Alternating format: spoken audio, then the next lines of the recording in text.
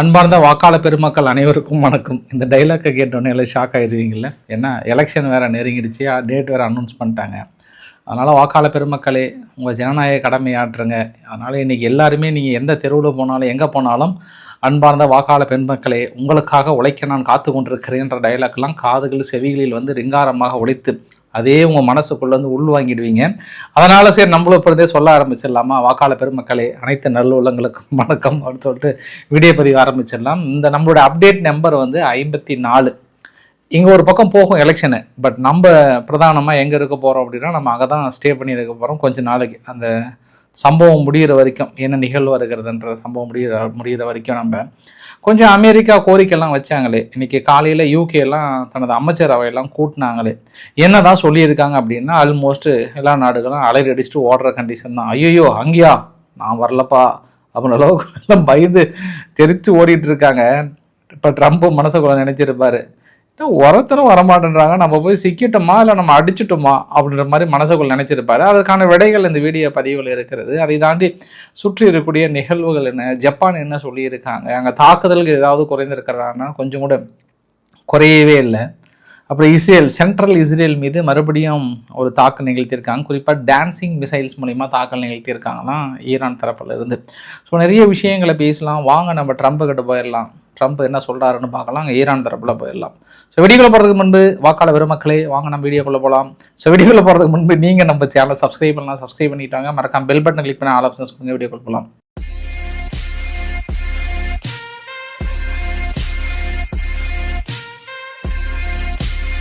First நான் இஸ்ரேலுடைய பதிவை காட்டுறேன். நான் இப்போ ஃப்ரெஷ்ஷாக வந்தது. கரெக்டாக 2:30 மணிக்கு தாக்கல் நிகழ்த்தியிருக்காங்க. நான் வீடியோ பதிவு எடுக்கிறது 2:51 PM.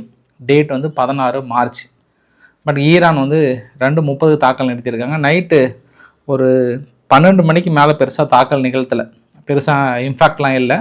ஏதோ ஒன்று அனுப்பின மாதிரி தெரியுது, அதை சுட்டு வீழ்த்திட்டாங்க. இதுவுமே வேவ் அப்படின்லாம் சொல்லலை. ஈரான் வந்து தனது 53வது வேவ், 54வது வேவ்லாம் சொல்லுவாங்கள்ல. இப்போ நம்மளும் ஈரானும் ஈக்குவலாக இருக்கும். அவங்களும் 54th வேவ், ட்ரூ ப்ராமிஸ் 4. நம்மளுடைய வீடியோ பதிவும் ட்ரூ ப்ராமிஸ் 4 அப்படின்னு ஒருத்தர் கமெண்டில் பண்ணியிருந்தார். அதனால் நான் சொல்கிறேன் நான். ஸோ இந்த வீடியோ பதிவுலாம் பார்க்குறீங்கள, இது பெரும்பாலும் நேற்றே இவங்க இதை ட்ரை பண்ணாங்க.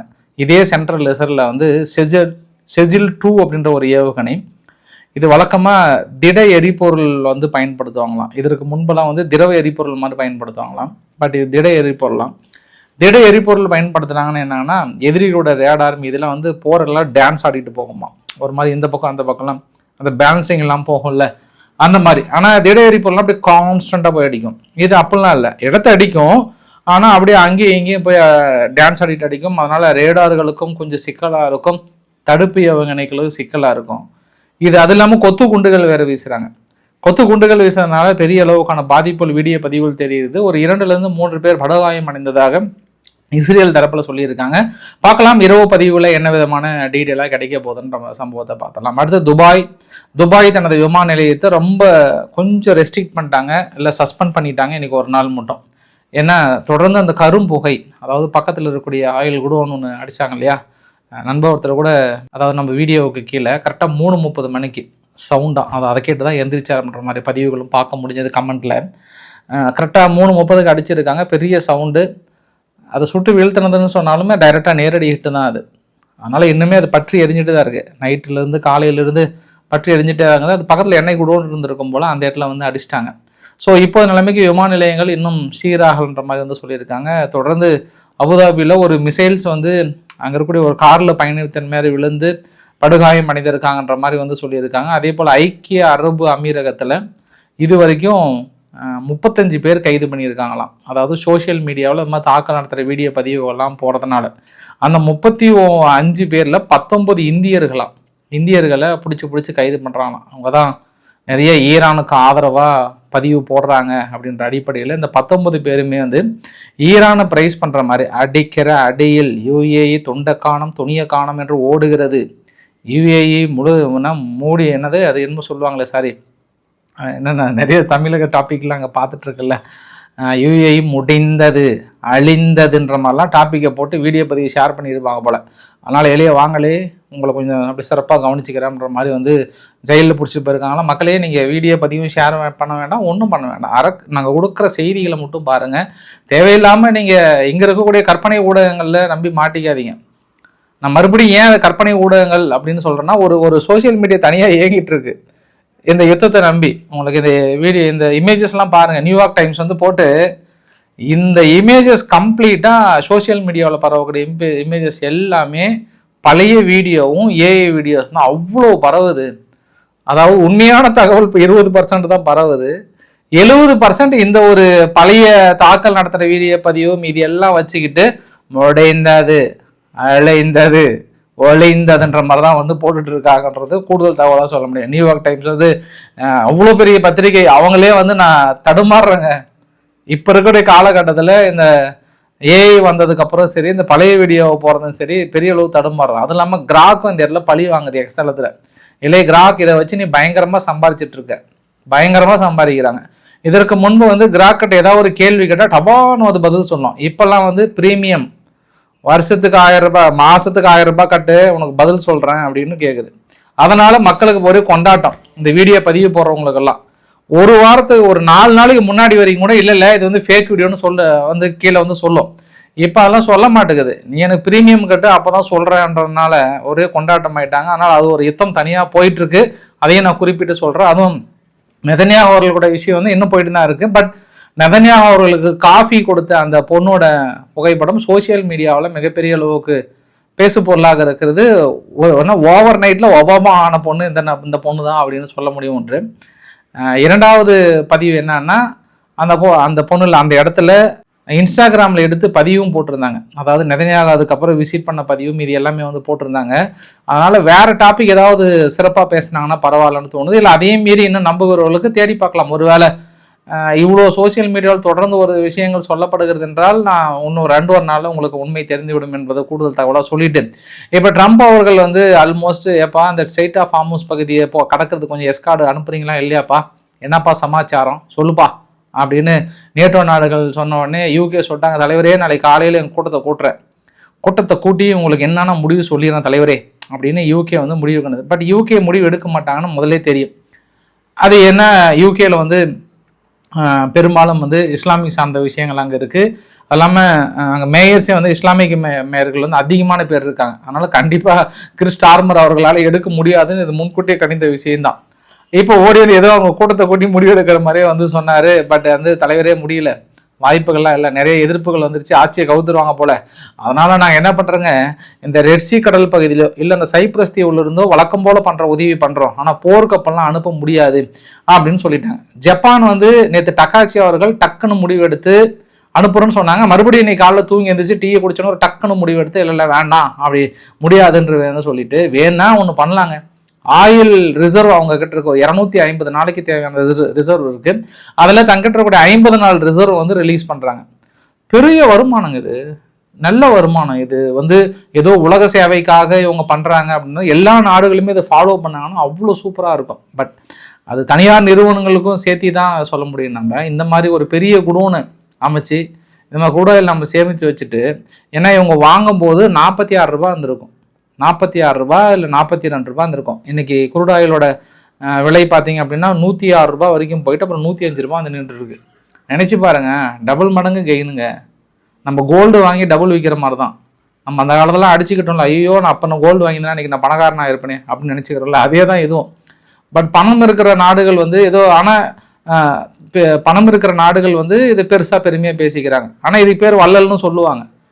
வெதர் மற்ற எல்லா நாடுகளும் ரிலீஸ் பண்ணுறாங்கல்ல, ஆஹாஹா இந்த உலகத்தில் வந்து இப்படி ஒரு ரிலீஸ் பண்ணி எங்களை காப்பாற்றின தெய்வமேனு சொல்லுவாங்க. ஆனால் உள்ளுக்குள்ளே வருமானம் இல்லாமல் பண்ணுறாங்களா அப்படின்றது இன்னொரு ஆங்கிளையும் நம்ம பார்க்க முடியும். நம்ம இருந்தாலும் க்ரூட் ஆயிலோட விலை குறையில. பட் இன்னொரு ஆங்கிளை நம்ம பார்க்க முடியுது என்னன்னா, இத்தனை நாள் ஸ்ட்ரெய்ட் ஆஃப் ஹார்முஸ் பகுதி தான் பிரச்சனை.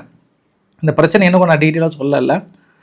இவர் நேட்டோ நாடுகளை கூப்பிட்டார்ல, எல்லா நாடுகளுமே கொஞ்சம் முடியாதுன்ட்டாங்க. அது டென்மார்க் ஓடி வந்து எனக்கு ட்ரம்ப்பை பார்த்தாவே பயமாக இருக்குது, அவர் எடுக்கிற முடிவுகள் எல்லாமே வந்து ஏகப்பட்ட பிரச்சனையாக இருக்குன்றாங்க. அதாவது டென்மார்க் இப்போ வந்து ஏன் அந்த கதையை சொல்கிறாங்கன்னா, நீங்கள் எல்லாரும் போய் உதவி செஞ்சீங்கன்னா நேராக அடுத்து கிரீன்லாந்துக்கு வருவார், அதனால் இப்போ வேண்டான்றாங்க. இப்போ நம்ம இன்னொரு இதை சொல்லும் போதே எனக்கு சிரிப்பு போகிறது வேறு வழி இல்லை. இவர் பாட்டுக்கு வந்து யாரையும் கேட்காம தாண்டுதோட்டித்தனமாக இஸ்ரேலும் நீங்களும் அடிச்சிங்க. அடிக்கும் போதே பெருசாக சொன்னீங்க, யூகே கிட்டேயே வேற அவங்க உதவிக்கு வரலன்னு. நீ என்ன வர்றது, எத்தனை நாள் நான் உதவி பண்ணேன், அவ்வளோதான், நான் வந்து சக்ஸஸ் பண்ணிட்டேன் அப்படிலாம் சொல்லிட்டு கடைசியில் இன்றைக்கி வந்து ஸ்டேட் ஆஃப் ஹார்முஸ் பகுதி எல்லாம் ஓடி வாங்கன்னா யார் ஓடி வருவாங்க? நேட்டோ நாடுகள் வந்து அங்கே ரொம்ப ட்ரபிள் இருக்கிறாங்க. வெளியில் வேணுன்னா அப்படியே மேக்கப் போட்டுக்கிட்டு அப்படியே லிப்ஸ்டிக் போட்டுக்கிட்டு அப்படியே சுற்றலாம். மூஞ்சி கழுவிட்டாங்கன்னா யாரும் அங்கே இருக்க மாட்டாங்க, தெரிச்சு ஓடிடுவாங்க. அந்த அளவுக்கு இருப்பாங்க அங்கே. ஏன்னா அங்கே ரஷ்யா நாடுகள் போகிற பொருளாதார தடையிலே கீழே டிராயர் கலந்து போயிருக்கிறாங்க. அந்த அளவுக்கு சோதனை, ரொம்ப சோதனையாக இருக்குது. இப்போ இங்கேயும் உள்ளே வந்து நுழைஞ்சாங்கன்னா ரொம்ப கஷ்டம். ஏற்கனவே அவங்க அந்த அதாவது டிஃபென்ஸுக்கான செலவு பண்ணுறாங்கல்ல, அவங்க ஜிடிபி பர்சன்டேஜ், அதை 3% கொண்டு வரதுக்குள்ளே போதும் ஆகிடுச்சு. அதையே கொண்டு வர முடியாமல் தடுமாறுறாங்க. அவங்க எங்கே வர்றது? இங்கே வந்தாங்கன்னா அங்கே ஜெலன்ஸ்கி ஆஹா ஐயோ ரட்சகர் ஓடி வந்துடுவார். நீங்கள் அங்கே போயிட்டீங்கன்னா எங்கே நான் உங்கள் நாட்டை என்னால் காப்பாற்ற முடியாதுன்னு அங்கே ஒரு பக்கம் வந்து போடுவார். பார்க்கலாம். அதில் ஜெலன்ஸ்கி உள்ள நுழைஞ்சி நேட்டோ நாடவை பிரித்து அந்த பக்கம் கூட்டு போகிறதுக்கான வாய்ப்புகள் இருக்குது. பெருசாக ரோல் பிளே பண்ணுவார். அது இன்னும் வருகின்ற காலங்களில் புரிந்து கொள்ளலாம். அங்கே ஈரான் வந்து மற்றொரு பெரிய ஒரு அணுகுண்டே போட்டாங்க. அடுத்து நாங்கள் ரெட்சி கடல் பகுதியில் அடிக்க ஆரம்பிக்கிறோன்ட்டாங்க.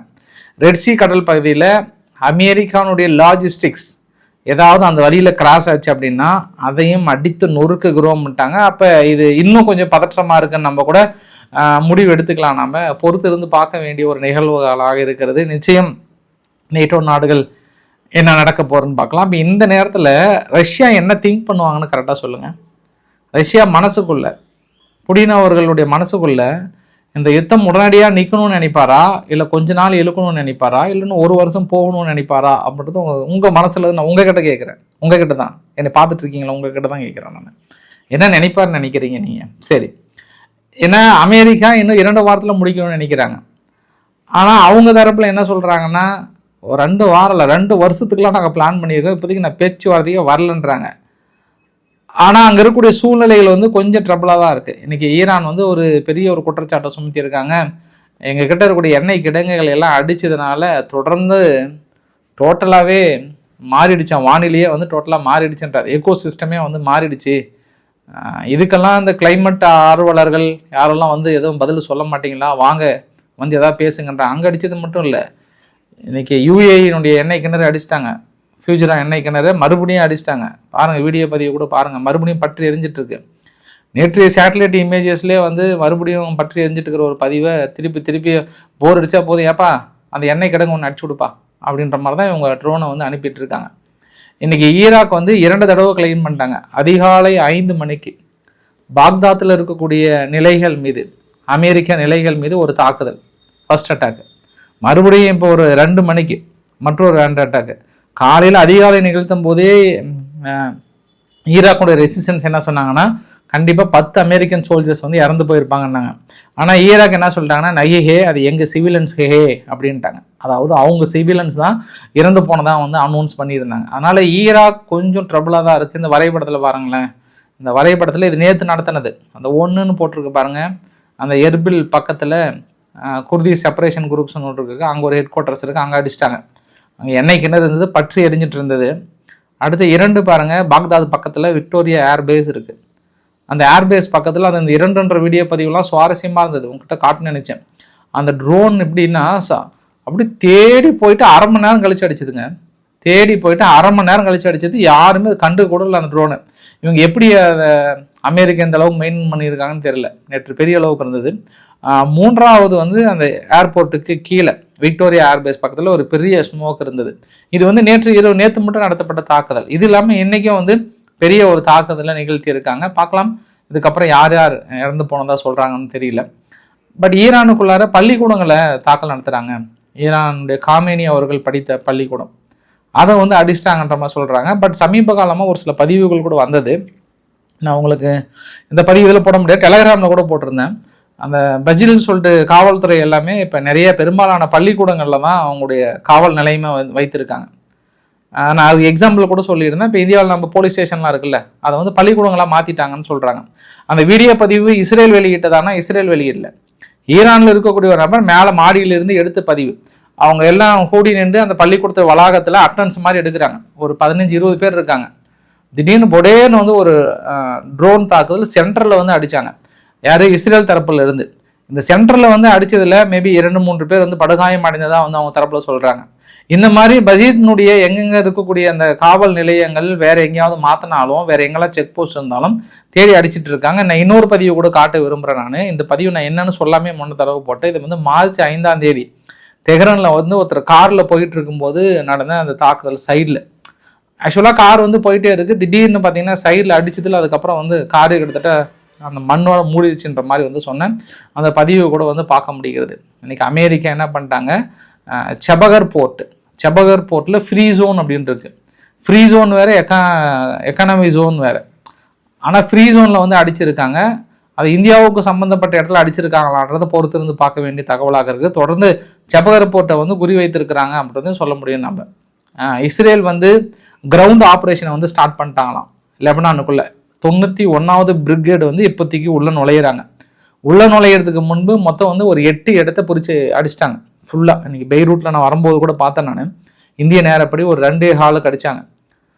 2 ஹால் டைமுக்கு அடிச்சிருந்தாங்க. எவ்வளோ இறப்பங்கள்லாம் தெரியல. 2-3 கட்டிடங்கள் சுத்தமாகவே இல்லை.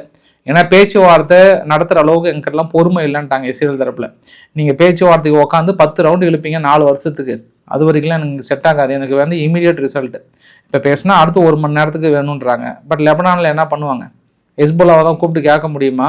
ஏய் யார்கிட்ட பேசுகிறேன்னு கேட்பாங்க. ஹெஸ்புல்லா அவங்க டென்ஷனில், இவங்ககிட்டையும் எதிர்த்து பேச முடியாது. அதனால லெபனானுடைய சூழ்நிலை ரொம்ப ரொம்ப கிரிட்டிக்கல் தான்.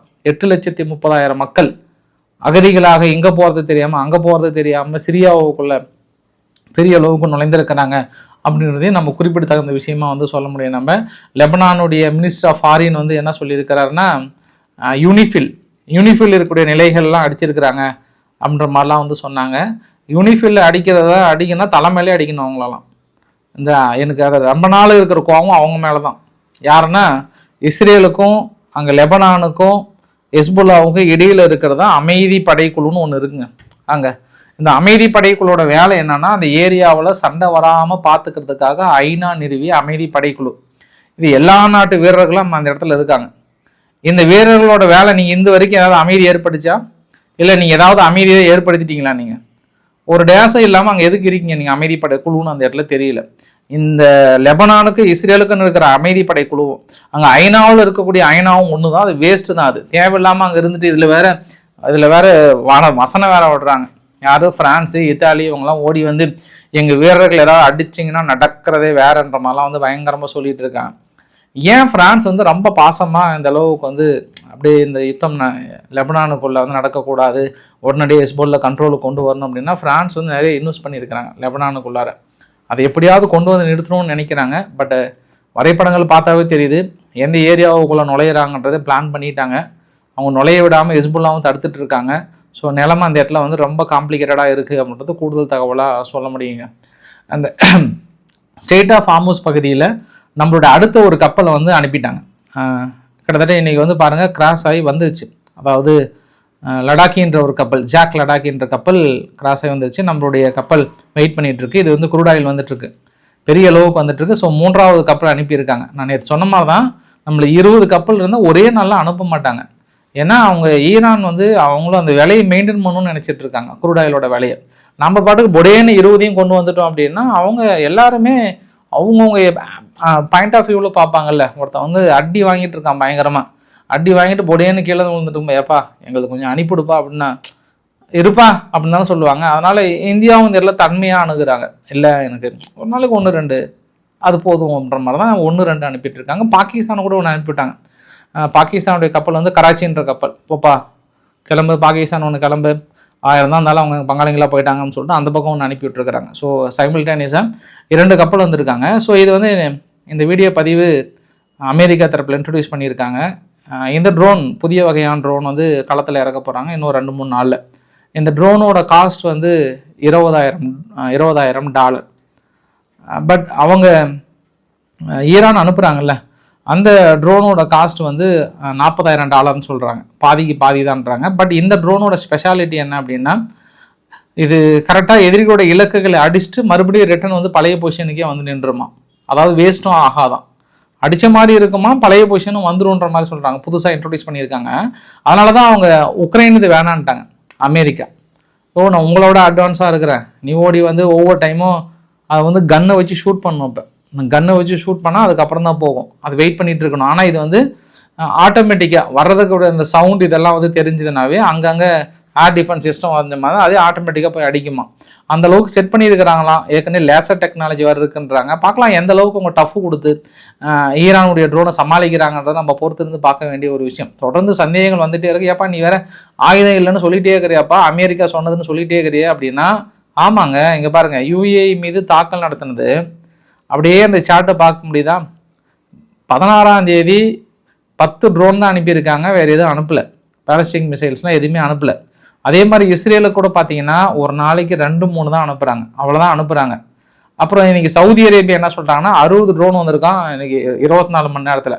அப்போ சவுதி அரேபியா பக்கம் 60 ட்ரோன் அனுப்புகிறாங்க.